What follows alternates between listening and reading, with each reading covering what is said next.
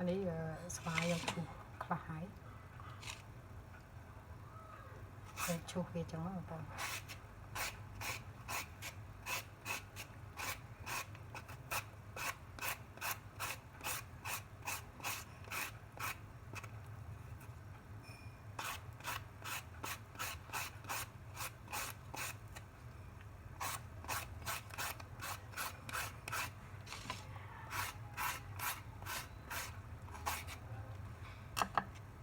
ช่วยชาลูกสบายยังวันชูไฮสดีบองโปนថ្ងៃនេះខ្ញុំនាំបងប្អូនមក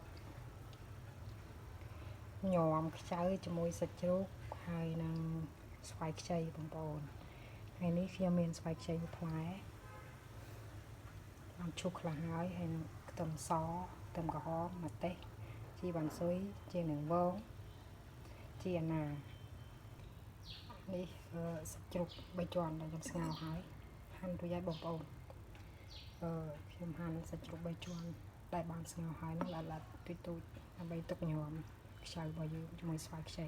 តោះឥឡូវដល់ពេលដែលយើងត្រូវឆ្កឹះខ្ចៅបងប្អូនខ្ចៅដាក់ញោមនេះខ្ញុំស្រោះវាម្ដងទៀត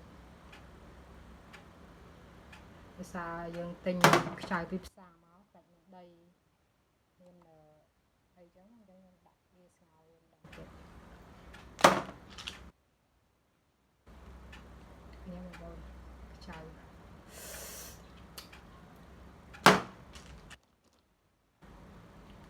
ទៅចាំ